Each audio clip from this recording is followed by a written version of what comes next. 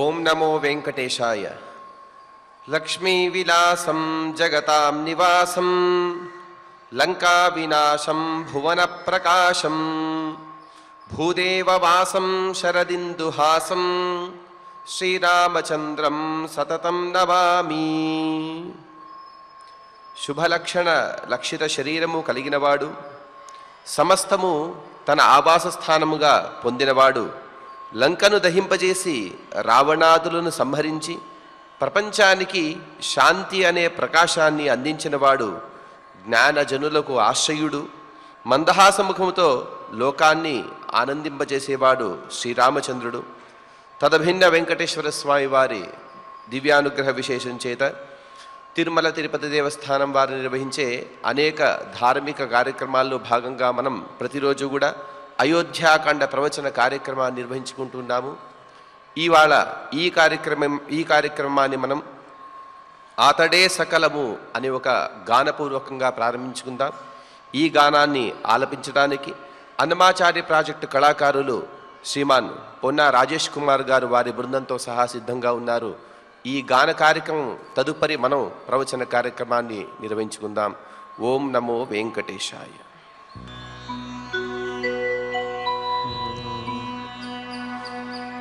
ఓం నమో వెంకటేశాయ.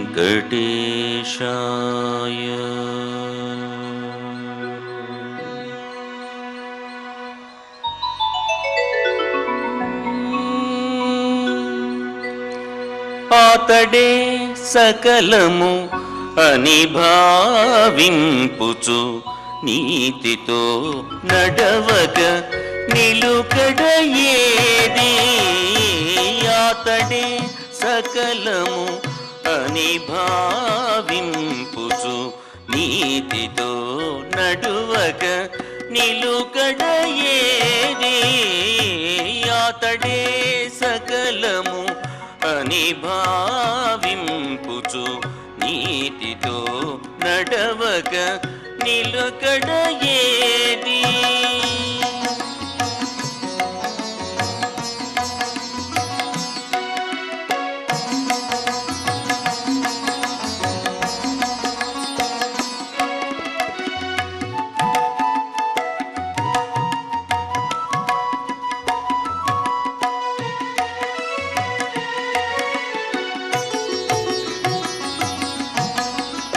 ఎందును జూచిన ఈశ్వరుడుండగా విందుల మనసుకు వెలితేది. ఎందును జూచిన ఈశ్వరుడుండగా విందుల మనసుకు వెలితేది. సందడించే హరి చైతన్యమిదివో కందువలిక వెదకగనేది. సందడించే హరి చైతన్యమిదివో కందువలిక వెదకగనేది. ఆతడే సకలము అని భావింపుచు నీతితో నడవగ నిలుకడ ఏది.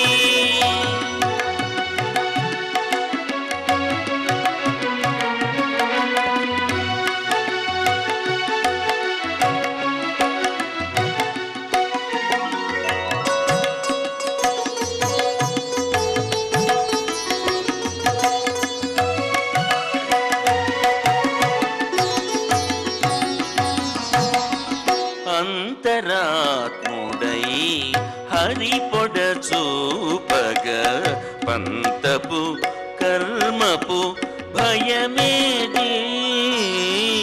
అంతరాత్ముడై హరి పొడ చూపగ పంతపు కర్మపు భయమేది.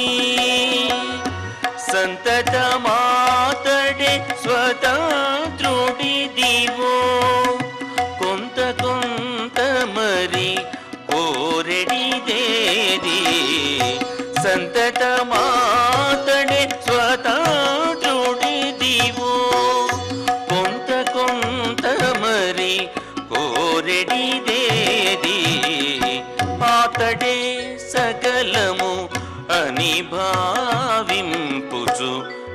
నీతితో నడవక నిలుకడ ఏది?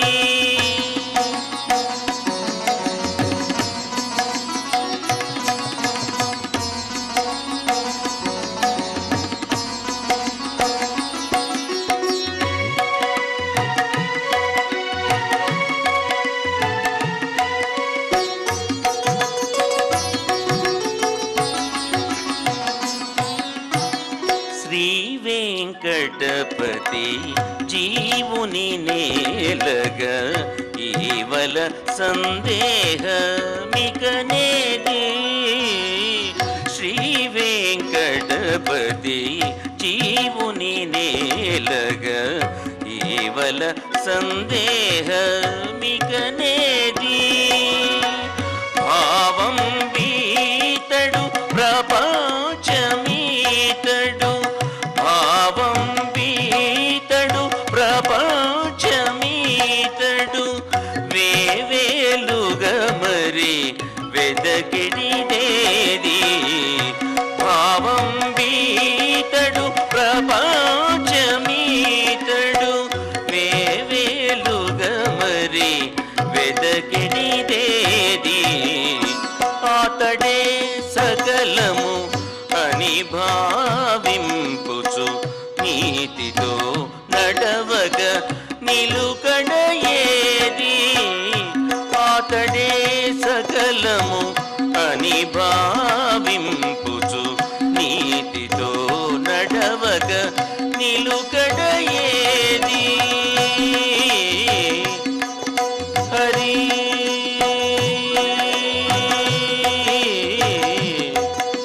హరి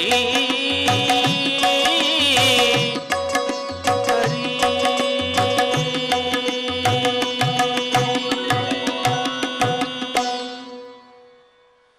మనం ఆచరించిన కర్మలకు పుణ్యపాపాలుంటాయి. సామాన్యంగా ప్రతి మనిషి కూడా ఒకరోజు బతికాడు అంటే 10 జన్మలకు కావలసినటువంటి సుఖదుఖాలని అనగా పుణ్యపాపాలను తను సంగ్రహిస్తాడట. ఆ విధంగా మనం ఏ కర్మలు చేసినా కూడా అన్ని కర్మలు కూడా మనకు బంధకాలే. కానీ శ్రీ విష్ణు ప్రేరణయా శ్రీ విష్ణు ప్రీత్యర్థమని ఆ పరమాత్మ యొక్క ప్రీతి కోసం మనం ఏ కర్మను ఆచరించినా కూడా అది మనకు బంధకం కాదు, ఇంకా ఈ సంసారం నుండి మనకు ముక్తిని ప్రసాదిస్తుంది అని ఈ విషయాన్ని చెబుతూ, ఇక ఆత్మ అంతరాత్మ ఇత్యాది శబ్దాలను కూడా ఈ గానంలో రచయిత తను వాడారు. దాని యొక్క పరమార్థం ఏమిటంటే, జీవునికి 4 విధాలమైనటువంటి శరీరాలు ఉంటాయి. ఒకటి పాంచభౌతికమైన శరీరం. మనం ఇహలోకంలో ఉండేటప్పుడు సుఖదుఖాలకు సాధనంగా పాంచభౌతిక శరీరాన్ని పరమాత్మ మనకు ప్రసాదిస్తాడు. పైలోకాలకు వెళ్ళినప్పుడు యాతనా శరీరం అనే మరొక శరీరాన్ని ఇస్తాడు పరమాత్మ. అనాది కాలం నుండి కూడా జీవునికి ఆచ్ఛాద రూపంగా లింగదేహం అనేది కూడా జీవునికి ఒక శరీరం ఉన్నది.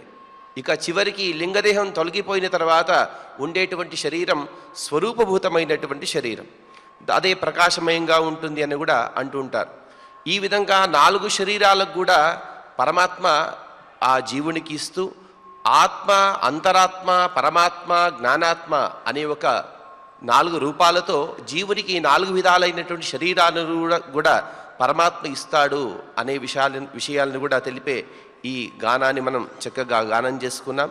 ఇక మనం శ్రీ గురు ధ్యానాదులను కలిసి పలుకుతూ ప్రవచన కార్యక్రమాన్ని ప్రారంభించుకుందాం. శ్రీ గురు ధ్యానం. గురుర్బ్రహ్మా గురుర్విష్ణు గురుర్దేవో మహేశ్వరః గురుః సాక్షాత్ పరం బ్రహ్మ తస్మై శ్రీ గురవే నమః. శ్రీనివాస ధ్యానం. శ్రీ వెంకటాద్రినిలయః కమలాకాముకః పుమాన్ అభంగుర విభూతిర్నః తరంగయతు మంగళం. అథ సంకల్పః శ్రీమదాదివరాహ క్షేత్రే విరాజమానస్య శ్రీ పద్మావతీ జానేః అఖిలాండ కోటి బ్రహ్మాండ నాయకస్య श्रीरामचन्द्ररूपान्तरस्य भगवतः श्रीवेङ्कटेश्वरस्वामिनः सन्निधौ हनुमत्सीतालक्ष्मण भरतशत्रुघ्न परिवारसमेत श्रीरामचन्द्र परब्रह्मणः परिपूर्णानुग्रहेण अस्मिन् भुवने समस्ताभिव्याधीनां निवारणार्थं भारतवर्षे विद्यावित्तवाणिज्य कृषिवैद्यवैज्ञानिक देशरक्षणादिरङ्गेषु विद्यमानानाम् आस्तिकमहाजनानां सर्वेषां सकुटुम्बानाम् आयुरारोग्यैश्वर्य सद्बुद्धीत्यादि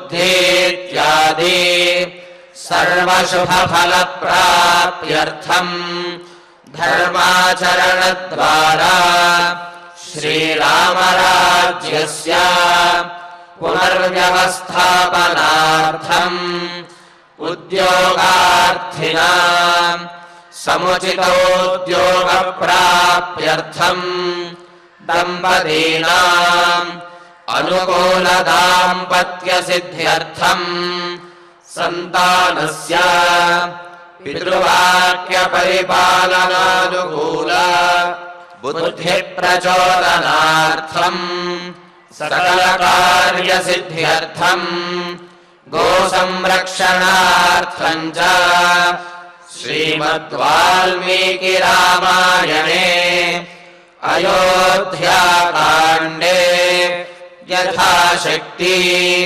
श्लोकव्याख्यानपुरःसरम् 31 सर्गश्लोकपारायणम् तथा श्रीधन्वन्तरिमन्त्रपारायणम् च अन्योन्यसाहाय्येन आचार्यमुखेन करिष्यामहे। श्रीवाल्मीकि प्रार्थना। कूजन्तं राम रामेति मधुरं मधुराक्षरम् आरुह्य कविताशाखाम् वन्दे वाल्मीकि कोकिलम्। श्री आञ्जनेय प्रार्थना। मनोजवं मारुततुल्यवेगम् जितेन्द्रियं बुद्धिमतां वरिष्ठम् वातात्मजं वानरयूथमुख्यं श्रीरामदूतं शिरसा नमामि। श्रीरामायण प्रार्थना। वाल्मीकिगिरिसम्भूता रामसागरगामिनी पुनाति भुवनं पुण्या रामायण महानदी। श्रीराम प्रार्थना। अयोध्याख्येतु गुर्वहे त्यक्त्वा राज्यं गिरौ वसन् पादुके भरतायादात् स रामः शरणं मम। श्रीरामचन्द्र परब्रह्मणे नमः। अथ श्रीमद्रामायणे आदिकाव्ये अयोध्याकाण्डे 31 सर्गः। శ్రీమన్నారాయణ చరణౌ శరణం ప్రపద్యే. శ్రీమతే నారాయణాయ నమః. శ్రీరామాయ నమః. ఆహరిష్యామి తే నిత్యం మూలాని చ ఫలాని చ వన్యాని యాని చాన్యాని స్వాహారాణి తపస్వినాం. లక్ష్మణస్వామి సీతారాములతో కలిసి వనవాసానికి వెళ్ళి తాను అక్కడ ఎలా కైంకర్యం చేస్తాను రామచంద్రమూర్తికి అనే విషయాన్ని కూడా ముందే తెలియజేస్తూ ఉన్నాడు. మరి భక్తితోటి పత్రమైన పుష్పమైన ఫలమైన చివరికి జలమైనా సరే నీటినైనా సరే ఇచ్చినట్లయితే భక్తితో స్వీకరిస్తాను అని స్వామివారు అన్నాడు కదా. మరి అందుకనే ఆ అడవిలో లభించేటటువంటివి వన్యాని అని అన్నారు. అందుకనే అవి ఇవి తీసుకువస్తాను అంటే అంతఃపురంలో దొరికేటటువంటి ఆహారం అడవిలో ఎక్కడ దొరుకుతుంది? అందుకనే వన్యాని యాని చాన్యాని, వనంలో దొరికేటటువంటి ఆహారములు ఏవైతే ఉన్నాయో వాటిలో మేలుజాతిగా ఉండేటటువంటి ఆహారమును, ఫలములు, అదేవిధంగా ఈ ఫలమూలములు అంటే దుంపలు ఇవన్నీ కూడా తీసుకువస్తానన్నయ్యా.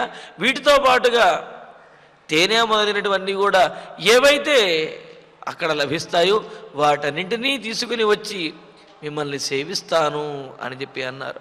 మరి ఆ తర్వాత భవాంస్తు సహ వైదేహ్య గిరిసానుషురంస్యతే అహం సర్వం కరిష్యామి జాగ్రత్త స్వపతశ్చతే. మరి ఇలాగా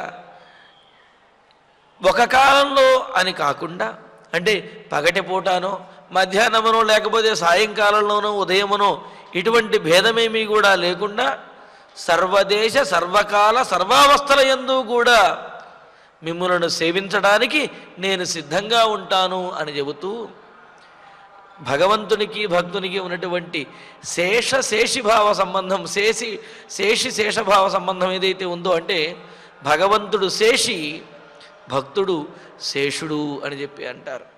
ఆ సంబంధాన్ని పాటించవలసినటువంటి పద్ధతిని కూడా లక్ష్మణస్వామి మనకు తెలియజేస్తూ ఉన్నాడు. భవాంతు, స్వామి రామచంద్ర, మీరైతే వైదేహ్యా సహా తల్లి సీతాదేవితో కలిసి గిరిసానుసరంస్యతే, ఆ పర్వత ప్రాంతములలో చక్కగా ఇరువురు కూడా విహరిస్తూ ఉండండి. మీరిరువురు కూడా ఆ పర్వత ప్రాంతంలో, ఆ అటవీ ప్రాంతంలో చక్కగా విహరిస్తూ ఉండండి. జాగ్రత్త స్వపతశ్చ అంటే విహరిస్తూ ఉండండి అంటే సాధారణంగా అంతఃపురం పక్కన ఉన్నటువంటి ఉద్యానవనంలో అయితే విహరించవచ్చును, కానీ అపాయకరమైనటువంటి అడవిలో విహరించడం ఎలా అవుతుంది? ఎప్పుడు ఏమొచ్చి మీద పడుతుందో, ఏ ప్రమాదం వస్తుందో అని భయంగా తిరగవలసి వస్తుంది కదా. కానీ ఇక్కడ లక్ష్మణస్వామి ఏమంటున్నాడు?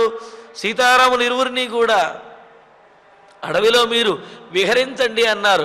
అందుకనే చెబుతున్నాడు దాని తర్వాత వాక్యము, మరి ఆదమరిచి విహరిస్తూ ఉంటే రక్షణ ఏది అనే దానికి సమాధానం చెబుతూ, నేను జాగ్రత్త, మీరు మేలుకొని ఉన్నప్పుడు, స్వపతశ్చ, మీరు నిద్రించినప్పుడు కూడా, అంటే మీరు మేలుకొని విహరిస్తూ ఉన్నా లేకపోతే మీరు అలసిపోయి పడుకున్నప్పటికీ కూడా, తే అహం సర్వం కరిష్యామి, నీకు నేను సకల సపర్యలను కూడా, అన్ని విధాలైనటువంటి సేవలను కూడా చేస్తాను అన్నయ్యా అని లక్ష్మణస్వామి ఆ వనవాసంలో తాను చేయబోయేటటువంటి కైంకర్యాన్ని ముందుగానే తెలియజేస్తున్నాడు.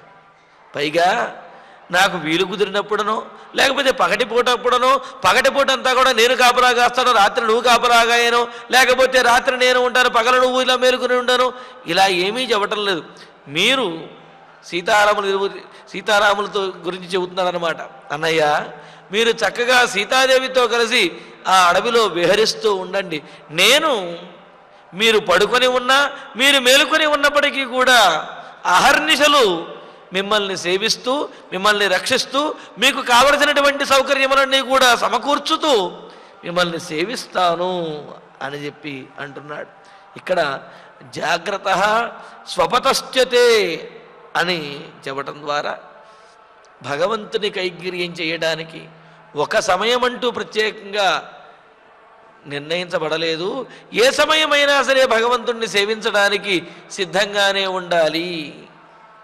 అమ్మో రాత్రిపూట కాబట్టి నేను సేవించలేనోను ఇలా అనుకోకూడదు.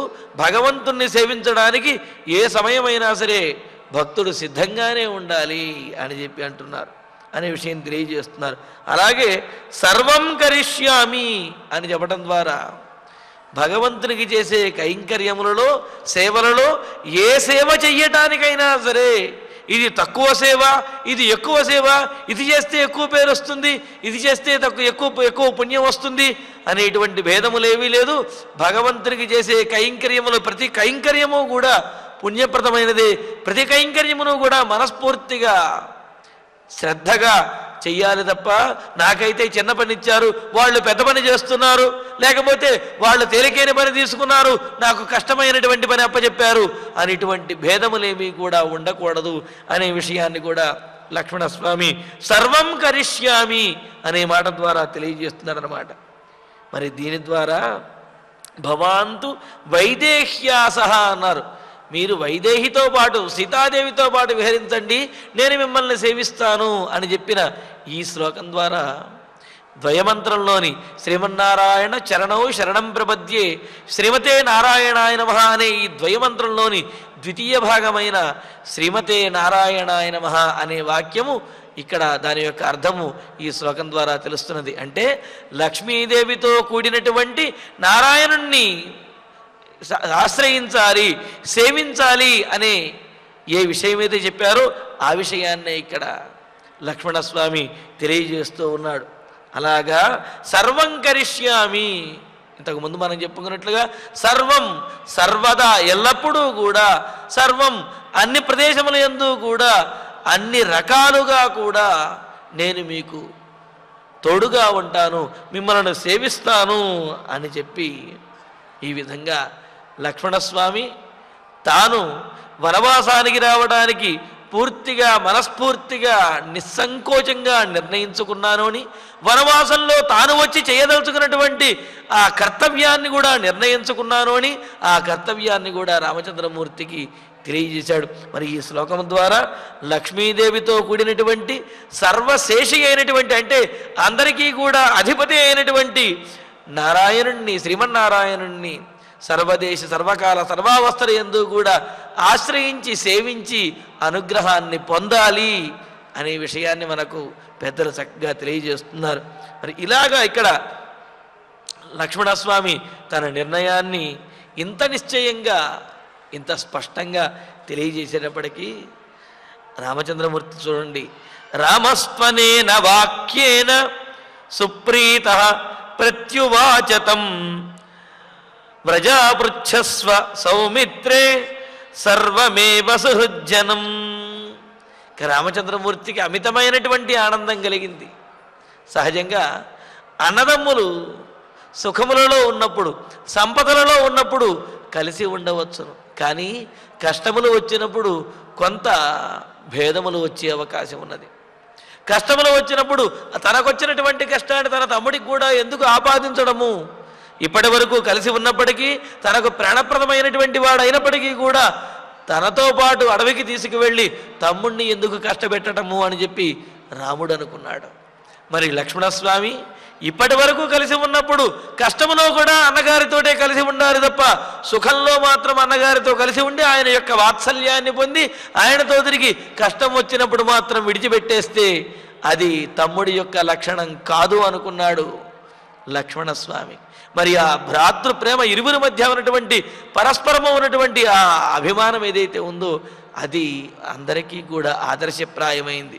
మరి ఇలాగా లక్ష్మణస్వామి తాను రావటానికే నిశ్చయించుకోవడంతో లక్ష్మణస్వామి మనస్సులో ఎటువంటి సంకోచము సందేహము లేకుండా ఉండటంతో అయోధ్య నగరంలో ఉండటం కంటే కూడా రాముడితో తనతో ఉండటం చేతనే లక్ష్మణస్వామి ఎక్కువగా ఆనందిస్తాడు అనే విషయం తెలిసేటప్పటికీ అనేన వాక్యేన సుప్రీత, ఈ విధంగా లక్ష్మణస్వామి చెప్పినటువంటి మాటలకు, అంటే అడవిలో ఏ విధంగా సేవిస్తాను అనే విషయము రామచంద్రమూర్తి లేకుండా ఇక్కడ అయోధ్యానగరంలో ఉండలేని విషయాలు వీటినన్నిటినీ చెప్పేటప్పటికీ వాటిని విని తం ప్రత్యువాచ, లక్ష్మణుని వైపు తిరిగి చాలా ఆనందంతో ఆనంద బాష్పాలతో కూడినటువంటి కన్నులతో లక్ష్మణుణ్ణి చూస్తూ ప్రేమతో సౌమిత్రే, సుమిత్రాపుత్రుడు అయిన ఓ లక్ష్మణ, వ్రజ,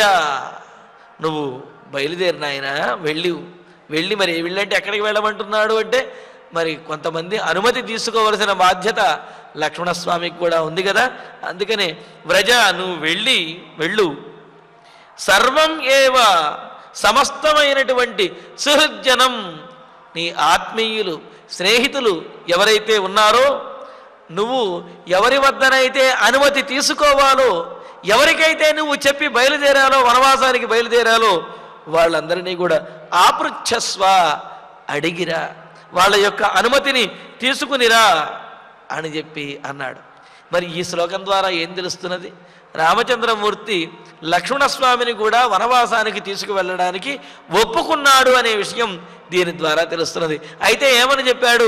నాయనా నువ్వు వెళ్ళి నువ్వు ఎవరి దగ్గరైతే అనుమతి తీసుకోవాలో ఎవరికైతే చెప్పి రావాలో ఎవరైతే ఆత్మీయులు ఉన్నారో నీకు స్నేహితులు వీరందరూ వారందరికీ కూడా నువ్వు తెలియజేసి వారిని అడిగి ఆ తర్వాత బయలుదేరిరా అని చెప్పి లక్ష్మణస్వామితో అన్నాడు.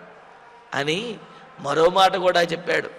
ఏమని అంటే మరి లక్ష్మణస్వామి వాళ్ళందరికీ చెప్పిన తర్వాత వనవాసానికి ఇటు బయలుదేరతాడు. అంటే ఇక్కడ ఏమిటి? రామచంద్రమూర్తి చెబితేనే ఆగనటువంటి లక్ష్మణస్వామి అయోధ్యానగరంలో ఇంకెవరైనా చెబితే లక్ష్మణస్వామి వనవాసానికి వెళ్లకుండా ఆగే పరిస్థితే లేదు. ఎవరికైనా సరే లక్ష్మణస్వామి చెప్పి రావటం వాళ్ళు అనుమతి తీసుకుని వస్తాడు తప్ప వాళ్ళు వద్దు అని ప్రాధేయపడితేనో లేకపోతే వెళ్ళొద్దు అని అడ్డుపడితేనో ఆగేటటువంటి వాడు కాదు. కావున రామచంద్రమూర్తికి కూడా అర్థమైపోయింది, లక్ష్మణుడు వనవాసానికి రాకుండా ఆగడు, వనవాసానికి తప్పనిసరిగా వచ్చి తీరుతాడు అని.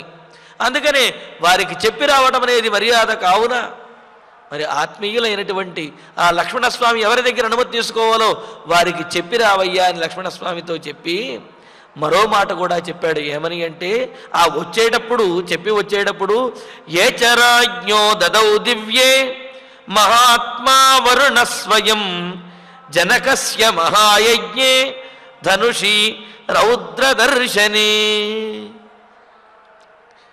మరికొన్ని ఆయుధములను వస్తువులను తీసుకురమ్మంటున్నాడు. ఆయుధములను తీసుకురమ్మని చెబుతున్నాడు. మరి రాముని యొక్క ధనుస్సు ఇవి తీసుకుని వెళ్ళాలి కదా. అందుకని ఆ ధనుస్సుని తీసుకురమ్మని లక్ష్మణస్వామితోటి చెబుతున్నాడు. ఇక్కడ ఈ 3 శ్లోకాలకి కూడా మాకు ఒకే అన్వయం చెప్పుకోవాలి.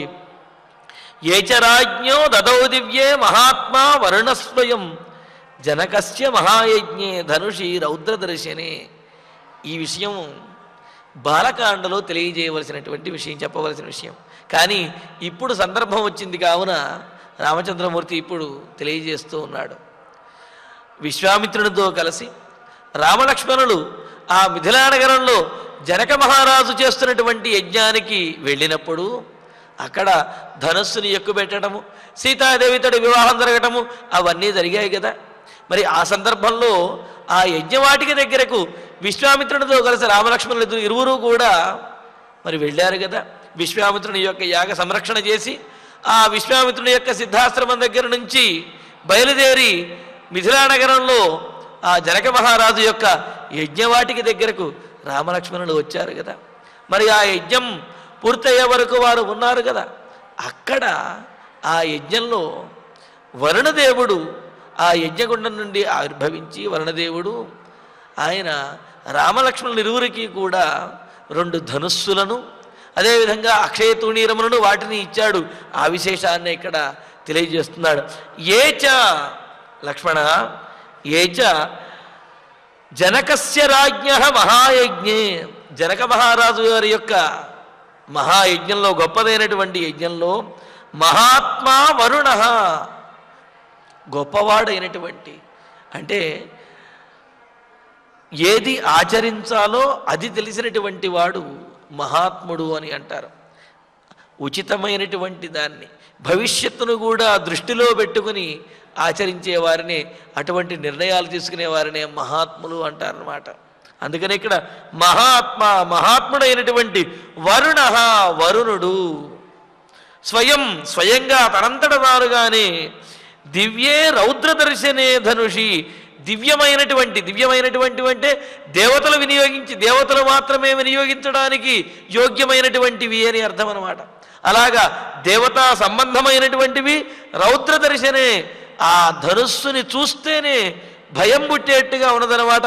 ఈ ధనుస్సు నుంచి వెలువడినటువంటి బాణం తగిలింది అంటే అవతల వాడికి మరణము తప్పదు అన్నట్లుగా అంత గొప్పగా ఉన్నది ఆ ధనుస్సు అన్నమాట.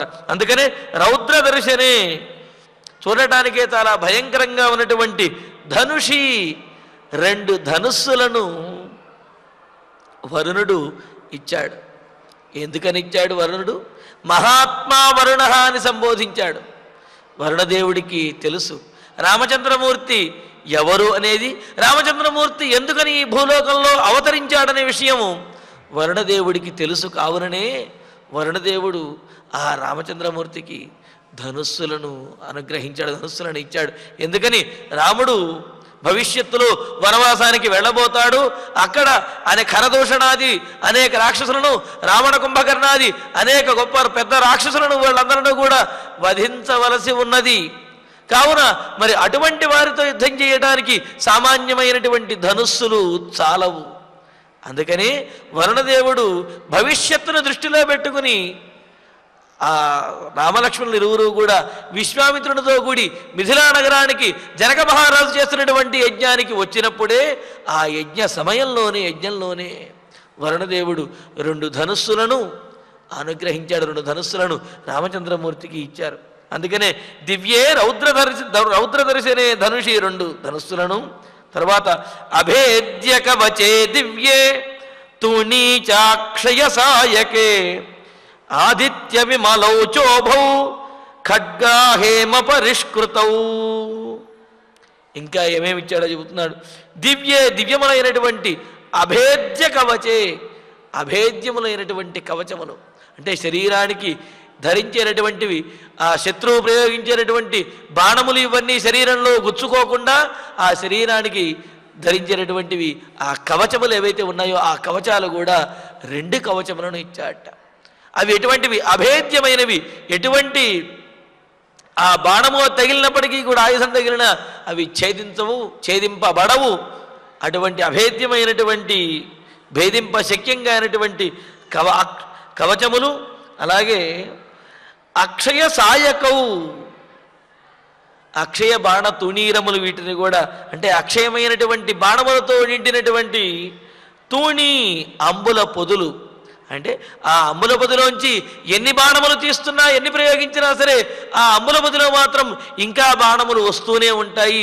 అవి అలాగా ఆ బాణములు ఎప్పుడు అయిపోవు అన్నమాట. అలాగా ఆ బాణములు వస్తూనే ఉంటాయి.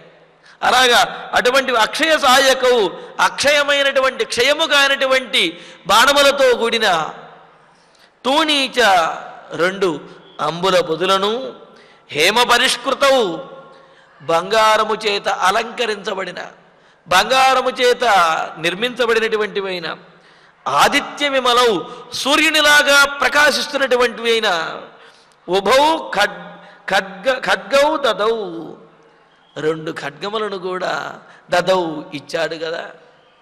మనకు ఆ రోజున ఇచ్చినటువంటి ఆ ఖడ్గములు ఇవేవైతే ఉన్నాయో వాటి గురించి చెబుతున్నాడు అన్నమాట.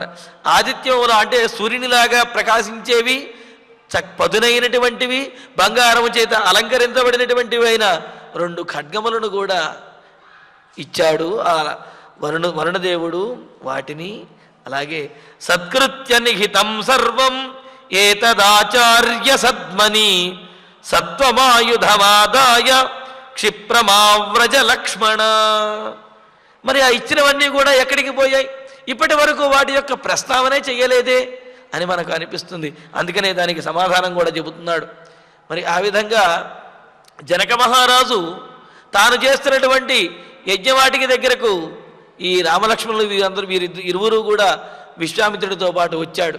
మరి ఆ యజ్ఞంలో వరుణదేవుడు 2 ధనుస్సులను, 2 అభేద్యములైనటువంటి కవచములను, 2 అక్షయబాణ తుణీరములను, అంబులబొదులను, 2 ఖడ్గములను, వీటిని వరుణదేవుడు స్వయంగా రామలక్ష్మణులకు ఇచ్చాడు.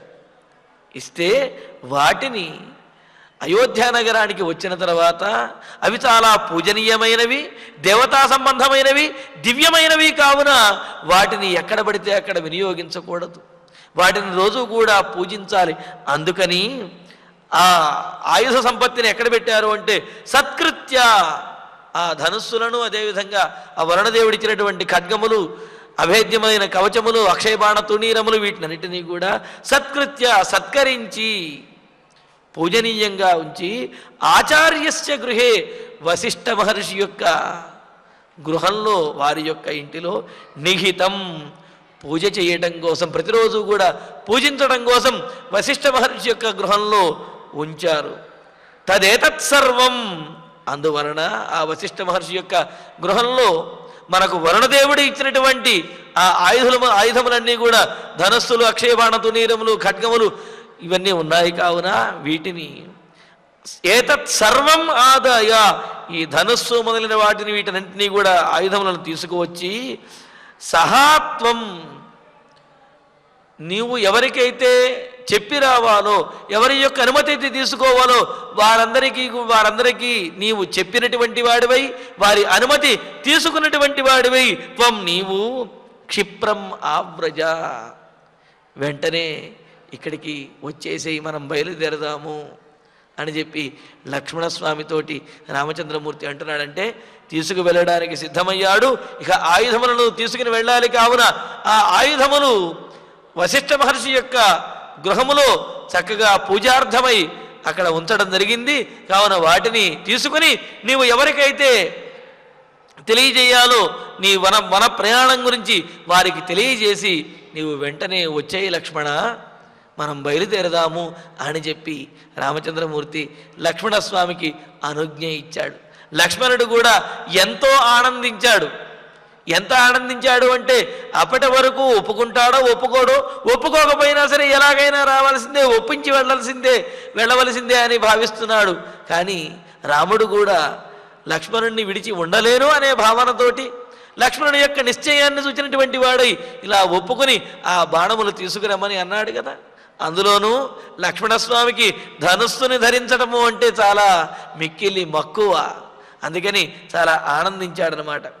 అయితే ఈ జనక మహారాజు చేస్తున్నటువంటి యజ్ఞంలో వరుణదేవుడు ఈ బాణములను వీటిని ఇచ్చినటువంటి విషయము బాలకాండలో ఆ సందర్భంలో మనకు తెలియజేయలేదు. ఇప్పుడు ఈ సందర్భంలో వీళ్ళు విశేషమైనటువంటి ధనుస్సుని ధరించవలసి వచ్చినది. కావున ఈ సందర్భంలో వాల్మీకి మహర్షి అయోధ్యకాండలో ఇక్కడ తెలియజేశాడు. ఇదే విధంగా మనకు సీతారాముల యొక్క రహస్యములు ఇవన్నీ కూడా సుందరకాండలో సీతాదేవి ఆంజనేయ స్వామికి తెలియజేస్తుంది. కాకాసుర వృత్తాంతం అరణ్యకాండలో జరిగినటువంటిది.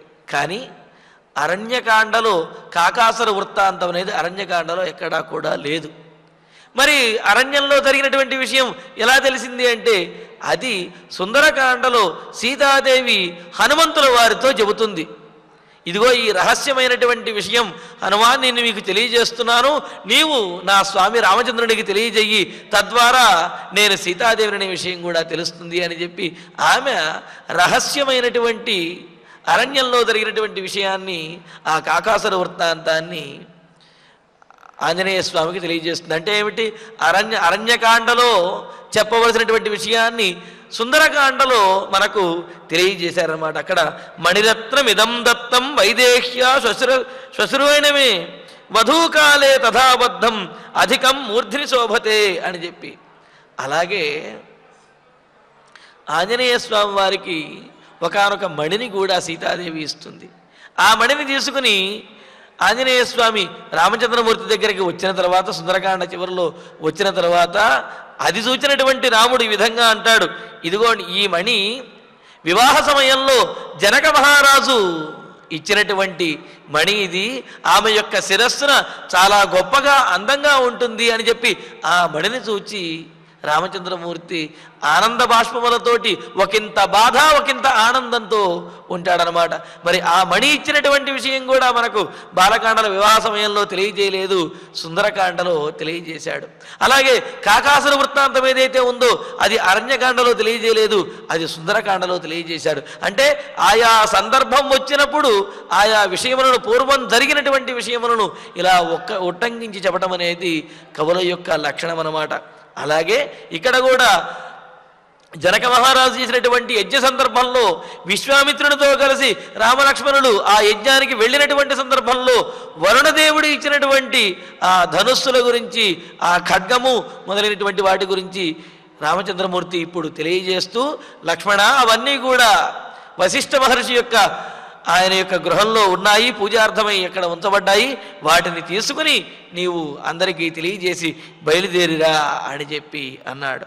అనేటప్పటికీ ససుహృజ్జనమామంత్ర్య వనవాసాయ నిశ్చిత ఇక్ష్వాకు గురుమాగమ్య జగ్రాహాయుధముత్తమం.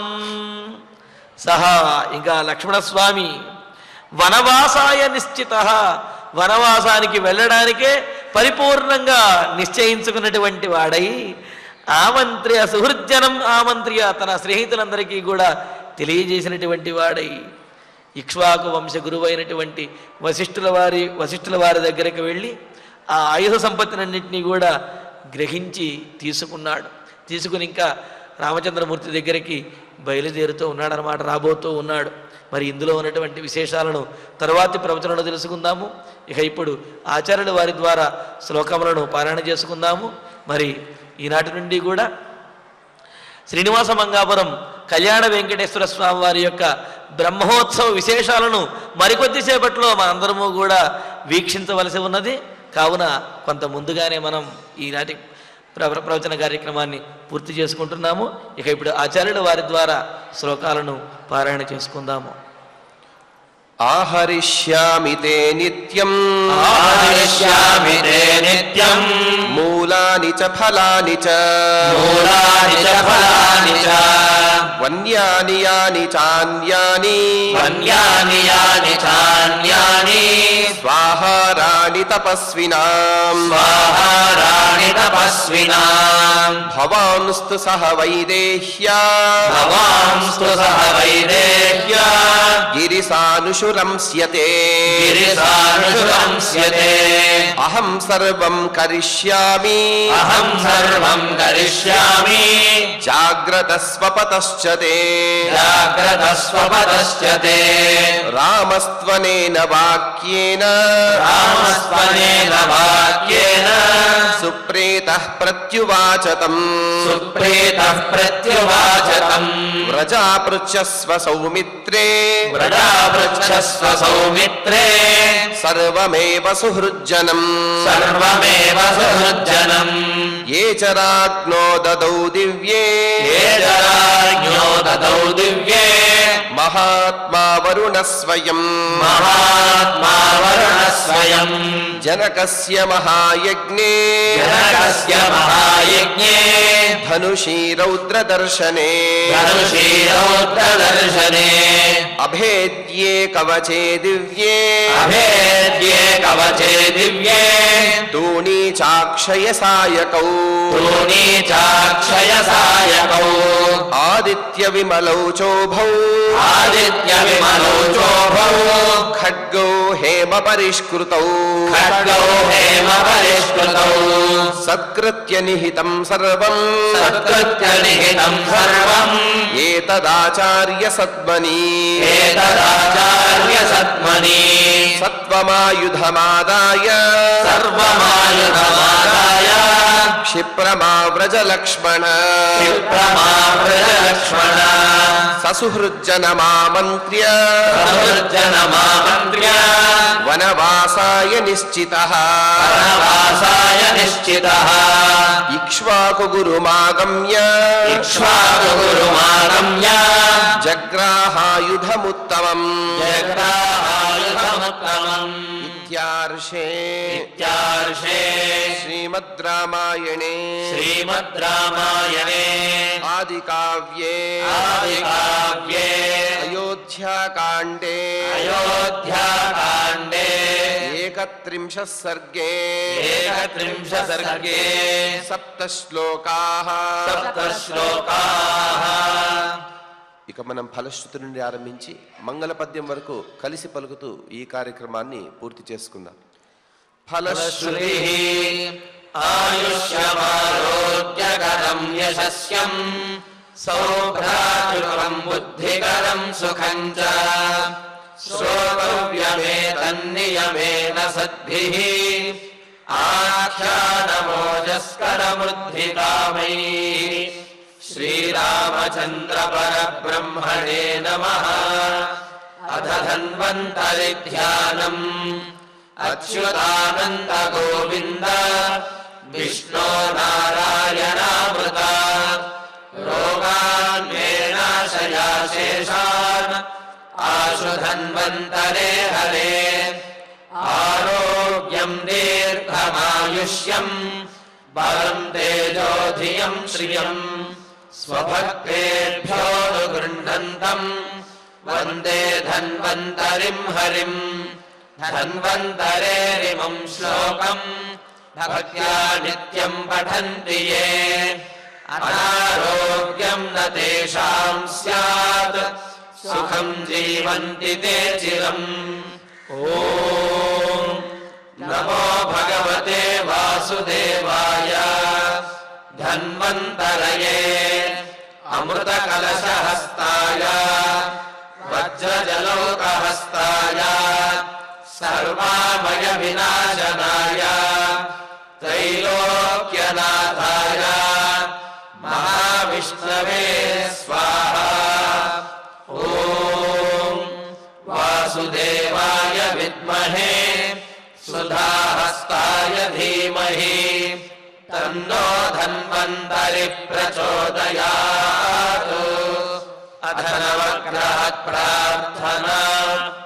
आरोग्यं पद्मबन्धुर्वितरतु नितरां सम्पदं शीतरश्मिः भूलाभं भूमिपुत्रः सकलगुणयुतां वाग्विभूतिं च सौम्यः सौभाग्यं देवमन्त्री रिपुभयशमनं भार्गवः शौर्यमार्किः दीर्घायुः सैंहिकेयः विपुलतरयः केतुः आचन्द्रतारम् अरिष्टानि प्रणश्यन्तु दुरितानि भयानि च शान्तिरस्तु शुभं मेस्तु ग्रहाः कुर्वन्तु मङ्गलम्।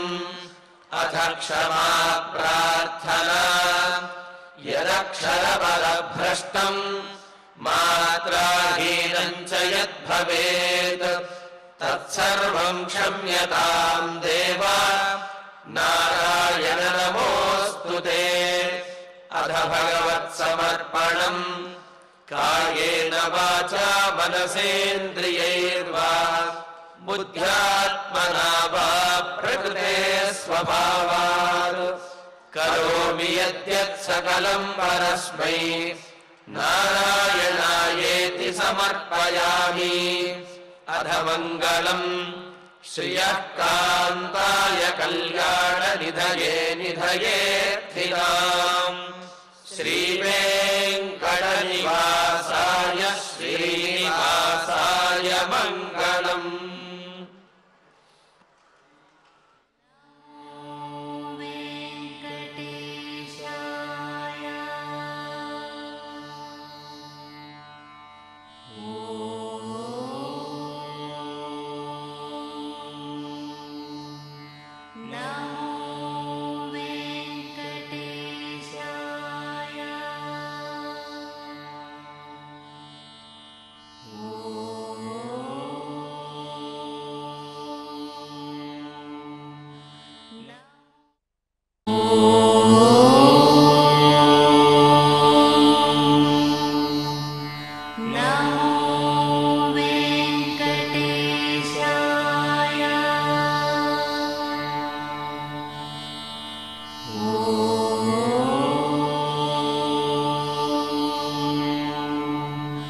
No.